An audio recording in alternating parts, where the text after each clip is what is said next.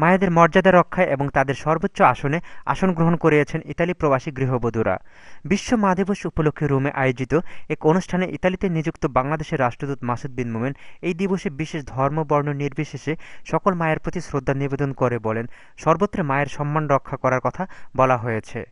বিশ্ব মা দিবসে তিনি বলেন, একজন মা তার সন্তানের জন্য জীবন বিলিয়ে দেন, কাজেই তাকে সম্মান করা কর্তব্য দায়িত্বের মধ্যে পড়ে।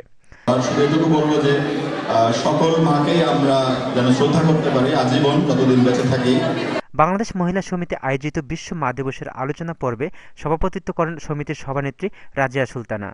সাংবাদিক লাবণ্যরঞ্জন চৌধুরীর সাবলীল উপস্থাপনায় আলোচনা পর্বে প্রধান অতিথি হিসেবে বক্তব্য রাখেন রাষ্ট্রদূত পত্নী ফাহমিদা জামিন সোমা, দূতাবাসের কাউন্সিলর কাজী আনারকলি, রোম ক্যাপিটালের কনসুলতা হোসনে আরা বেগম, লেডিস ক্লাবের সভানেত্রী বিলকিস আজাদ, ফাহমিদা সুলতানা লিপি, মহিলা সমাজ কল্যাণ সমিতির সভানেত্রী লায়লা শাহ, মহিলা সমিতির সাধারণ সম্পাদিকা রেশমা আমিন সহ আরও অনেকে।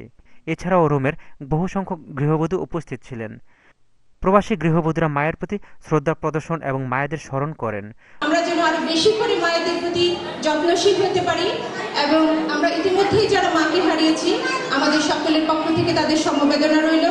আর যারা এখনো সেই সৌভাগ্যের অধিকারী তারা আরো সচেতন হবেন, আমরা যেন হারিয়ে আফসোস না করি। রোম প্রবাসীদের মধ্যে 2012 সালের প্রথম মা এবং রত্নগর্ভা সঙ্গীত শিল্পী আমিন খানের মাকে সম্মাননা প্রদান করা হয়। অনুষ্ঠানে শিল্পী আমিন খানের পরিচালনায় রোমের ক্ষুদে এবং বড় শিল্পীরা পৃথিবীর সকল মায়ের স্মরণে সঙ্গীত পরিবেশন করেন।